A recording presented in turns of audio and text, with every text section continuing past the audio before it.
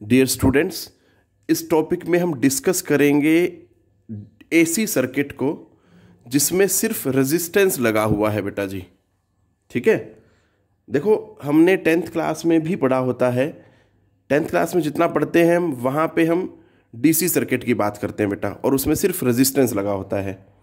But यहाँ पे हम एसी सर्किट की बात कर रहे हैं, और एसी सर्किट में रेजिस्टेंस के साथ साथ और भी बहुत सारे कंपोनेंट लगे होते हैं एडिशनल, जैसे कि इंडक्टर है, जैसे कि कैपेसिटर है। ठीक है, तो उन सभी को हम पढ़ेंगे।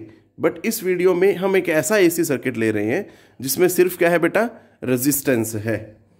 अब दूसरी बात जो ध्यान देनी है, हमें क्या करना है, एसी सर्किट है तो ऑब्वियस है एक सोर्स लगाएंगे हम अल्टरनेटिंग ईएमएफ का, और उसकी इक्वेशन लेंगे, उसको एक रेफरेंस की तरह लेंगे।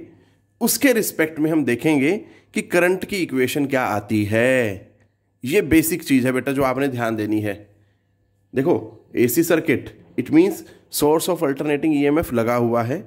ठीक है, उसके रिस्पेक्ट में हमने करंट की इक्वेशन देखनी है जब सिर्फ सर्किट में क्या है, ओनली रेजिस्टेंस लगा हुआ है। फिर हम देखेंगे दोनों में फेज डिफरेंस क्या आता है। उन दोनों इक्वेशन से ही हम कंपेयर कर लेंगे बेटा कि what is the phase difference between alternating EMF and current बेटा, जब सिर्फ रेजिस्टेंस लगा होता है। सो स्टार्ट करते हैं बेटा। तो देखें बेटा जी, हमने एक source of alternating EMF connect किया to a pure resistance capital R बेटा। अब दोनों बेटा आपस में क्या है, ये पैरेलल में कनेक्टेड हैं। अब मुझे एक सिंपल सी बात बताओ, अगर ये सोर्स ऑफ अल्टरनेटिंग ईएमएफ है तो बेटा उसकी इक्वेशन क्या है, that can be represented by E is equal to E naught sine omega t. ठीक है बेटा जी, ये तो इक्वेशन आ गई मेरे पास ईएमएफ की। अब मुझे क्या करना है, जब सर्किट में अकेला R लगा हुआ हो तब उस कंडीशन में मुझे I की इक्वेशन निकालनी है। बट वो कैसे निकाल पाऊंगा उससे पहले ज़रा ध्यान से देखें, ये और ये आपस में पैरेलल है बेटा। ठीक है, और पैरेलल में हमें पता होता है कि वोल्टेज जो होती है सेम होती है। अब ये भी क्या है, सोर्स ऑफ अल्टरनेटिंग ईएमएफ, मतलब अगर ये डीसी सर्किट होता तो इसी को मैं वोल्टेज बोलता। ठीक है बेटा, तो पैरेलल में यहाँ पे जो अल्टरनेटिंग ईएमएफ है उतना ही वोल्टेज अक्रॉस द रेजिस्टेंस भी मिलेगी। ठीक है बेटा, और दोनों क्या होंगे, वो इक्वल होंगे क्योंकि पैरेलल है। पैरेलल में हमें पता है दोनों इक्वल होते हैं बेटा। तो लिखो, यहाँ पे दिखवा रहा हूँ मैं बेटा। तो बेटा जैसे ये सोर्स ऑफ अल्टरनेटिंग ईएमएफ लगाया तो इसकी वजह से सर्किट में बेटा करंट तो फ्लो करेगा ही। ठीक है बेटा, तो कहता है कि मान लीजिए let I be the current in circuit at any instant, then potential difference developed across R. इसके अक्रॉस क्या होगा बेटा, V is equal to I R. अब हमें पता होता है क्योंकि दोनों पैरेलल में है, और पैरेलल में क्या होता है, सेम होते हैं बेटा। सो इसका मतलब E और V दोनों क्या है, लेफ्ट साइड है में है इक्वेशन 1 और 2 के, और दोनों क्या है, इक्वल है बेटा। तो यहाँ से मैं क्या करूँगा, दोनों को इक्वेट करूँगा, जिससे क्या आ जाएगा, I R is equal to E naught sine omega t. So I क्या आ जाएगा बेटा जी, that is E naught by R sine omega t. अब मुझे तो आई की इक्वेशन निकालनी है, बट जो स्टैंडर्ड इक्वेशन होती है किसी भी चीज़ की वो इस तरह से होती है, जैसे E is equal to E naught sine omega t. यहाँ पे ये E नॉट क्या है, maximum value of alternating EMF है। अब जहाँ पे जैसे करंट है I, तो यहाँ पे भी तो करंट की टर्म आनी चाहिए ना, वो क्या होगी, उसके लिए मैं क्या करता हूँ बेटा जी, मैं इसको देखता हूँ कि इसकी मैक्सिमम वैल्यू। देखो आप सोचो ज़रा, अगर ध्यान से देखें हम बेटा जी, अगर I is equal to E by R होता है, ठीक है जी, if I is equal to E by R है, तो then E naught by R क्या हो जाएगा बेटा, I नोट के बराबर होगा ना बेटा। ठीक है, ये आपको फेयर नोट्स में नहीं लिखना है बेटा, बट क्लियर है, ये आपके अंडरस्टैंडिंग के लिए बता रहा हूं मैं कि हम generally I is equal to E by R या E by R is equal to I बोलते हैं। सो अगर E अपनी मैक्सिमम वैल्यू पे चला जाएगा, R कांस्टेंट है, सो करंट भी क्या हो जाएगा, अपनी मैक्सिमम वैल्यू पे पहुंच जाएगा बेटा। क्लियर है बेटा, so E naught by R will be replaced by the I naught. So इसको इक्वेशन नंबर 3 दे दिया बेटा। तो इक्वेशन जो बन गई, I is equal to I naught sine omega t.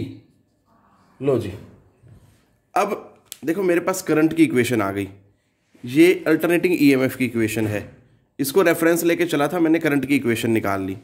अब अगर आप दोनों को ध्यान से देखें बेटा, जितना एंगल अल्टरनेटिंग ईएमएफ का है विद रेफरेंस, जिसको हम पॉजिटिव एक्स एक्सिस को रेफरेंस लेते हैं बेटा, ठीक है, उसके रिस्पेक्ट में जितना एंगल अल्टरनेटिंग ईएमएफ बना रहा है उतना ही एंगल अल्टरनेटिंग करंट बना रहा है बेटा जी, ओमेगा टी।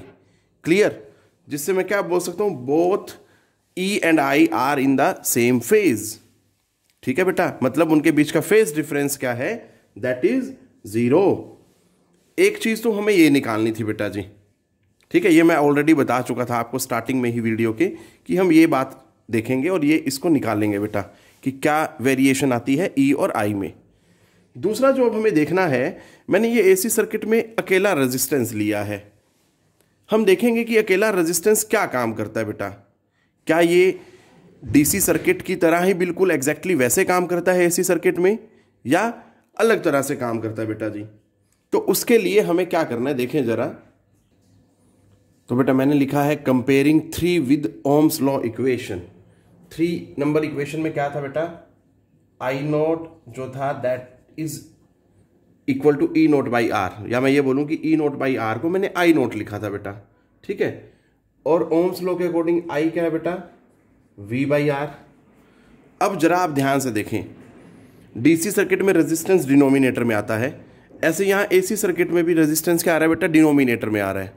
तो दोनों को देख के आई कैन सी और I can say that R plays the same role as it plays in the DC circuit बेटा, बिल्कुल इक्वली इफेक्टिवली।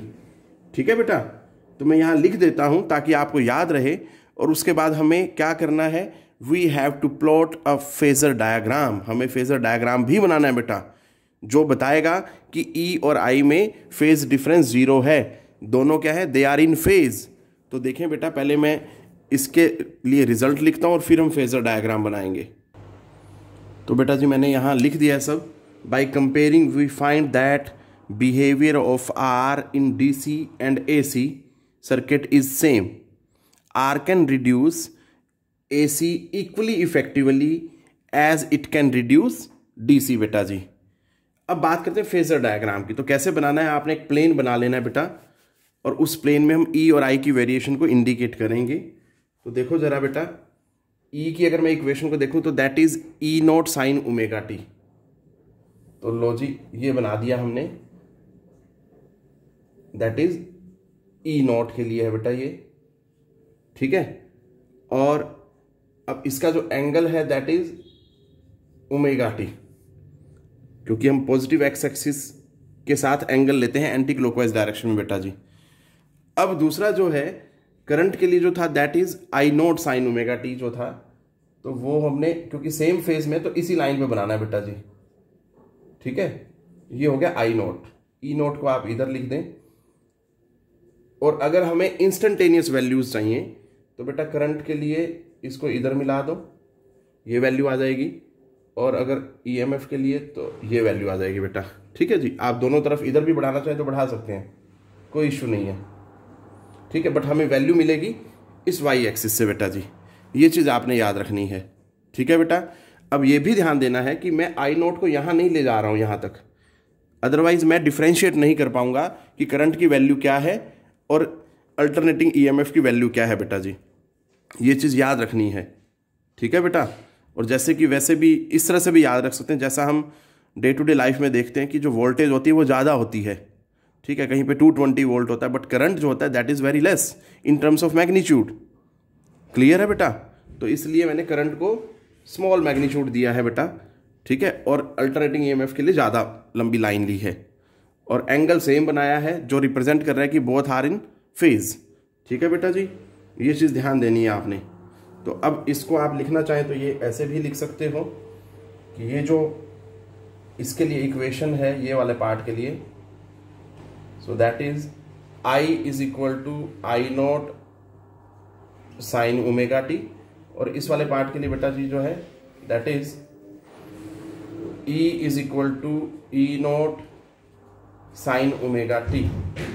क्लियर है बेटा, इस तरह से आप याद रख सकते हैं। So that's it, which I wanted to discuss in this video. बेटा बहुत ध्यान से देखें, एक्चुअली इसकी स्टार्टिंग ही नहीं समझ पाता है बच्चा, तो आपने स्टार्टिंग पे ध्यान देना है कि ये दोनों आपस में पैरेलल हैं, और पैरेलल में पोटेंशियल डिफरेंस क्या रहता है, सेम रहता है। इसकी इक्वेशन दे ही रखी है हमें क्योंकि सोर्स लगा हुआ है, ठीक है बेटा। तो इसकी इक्वेशन को रेफरेंस लेते हुए उसके रिस्पेक्ट में हमें करंट की इक्वेशन को डिराइव करना है। दैट्स इट बेटा, टेक केयर, पढ़ते रहें।